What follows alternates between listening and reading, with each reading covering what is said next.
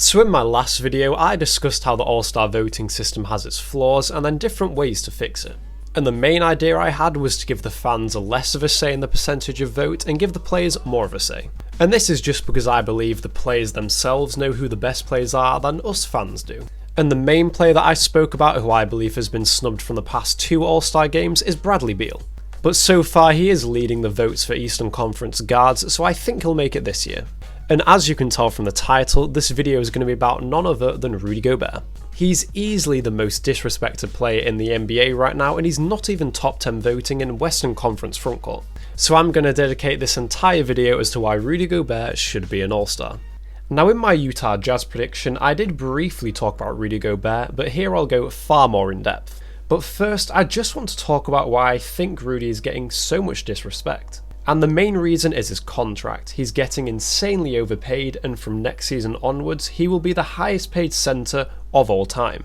And this has angered a lot of fans, as he's not even close to being one of the best centres of all time, and even comparing him to centres of today, he's third best at max behind Jokic and Embiid. But the other main reason why I think he's not the most popular centre is because he's an extremely defensive player, and most fans like great offensive players. Because when you think of the most popular players of all time, you should think about Michael Jordan, Kobe Bryant, LeBron James and Steph Curry. And while all of these are all great defensive players, other than Steph Curry of course, they are all exceptional offensive players. And with Rudy, his offense consists of dunks, layups, screens, and that's about it, not really anything else. He's a very traditional centre, but he is very valuable too. And like I've said before, he needs to at least develop some kind of jump shot so his defender will at least guard him from 15 feet out. But it's about time we spoke about his strengths and give him credit where it's due. Starting with his rebounding, he's a top 3 rebounder in the league easily, and he's great at boxing out. He's not as built as the likes of Steven Adams or Joel Embiid, but he's still extremely strong, and his 7'9" wingspan certainly helps with rebounding. He's averaging the 3rd most rebounds in the NBA currently and the 6th most offensive rebounds. And mainly because of Rudy, the Jazz are leading the league in rebounds and second when you look specifically at offensive rebounds. And all those offensive rebounds lead to extra possessions for the Jazz, which obviously leads to more buckets.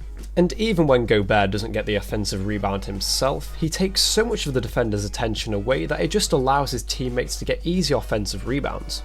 Let's just go back to Gobert's screening though, as he really doesn't get enough credit, and I'm going to make sure that he does.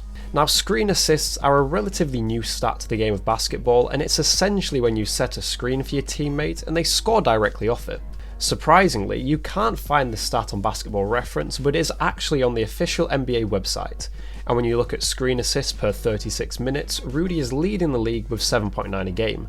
So even though Rudy doesn't score a great deal, he's still a vital part of the Jazz offense as they run the pick and roll with him a lot, and he sets a ton of off the ball screens too. And in case you didn't know, the Jazz are one of the best 3-point shooting teams so far this season, and those screen assists from Rudy certainly help. And what I mean with that is the Jazz will run a lot of plays where Rudy will screen for the 3-point shooters such as Mike Conley or Joe Ingles and get them wide open looks. But Rudy Gobert is also a great defender and a 2-time depoy at that. He's a great shot blocker as we know, and currently second in the league for blocks per game. And while this is impressive, what is more valuable to the Jazz is his ability to contest shots and how heavily he contests his man.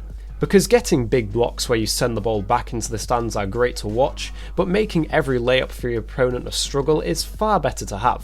And Rudy does this so well, and in terms of contesting layups and shots around the basket, I would say Rudy is the best in the league. And even his off-the-ball impact is huge, because if a player is driving into the basket and they see Rudy in the lane, they'll most likely pass the ball out. So now let's address the question as to whether Rudy should be an All-Star. And I think you can obviously tell what my answer is. I certainly think he should be an All-Star, and I wouldn't be surprised if he's All-NBA too. Because this is a very weird stat that Rudy holds that not many other players do, but he is only a 1-time All-Star but 3-time All-NBA. And just so you know, there's 24 players that are All-Stars, but only 15 that are All-NBA, so it doesn't really add up. But clearly the people that decide the All-NBA teams think he's a great player, much like I do. So even if Rudy doesn't make the All-Star team, which I wouldn't be surprised if it happens, he may make the All-NBA team, which would make him the first player ever to only be a 1-time All-Star but 4-time All-NBA. So you know what I think about Rudy Gobert, but do you think he should be an All-Star or even All-NBA? Just let me know what you think down in the comments, and if you have any video suggestions, leave them while you're down there. And if you've made it to the end of the video, thank you so much for watching, it really does mean a lot to me, and if you could like the video as well, that really does help me out. And then as always, I'll see you on my next video.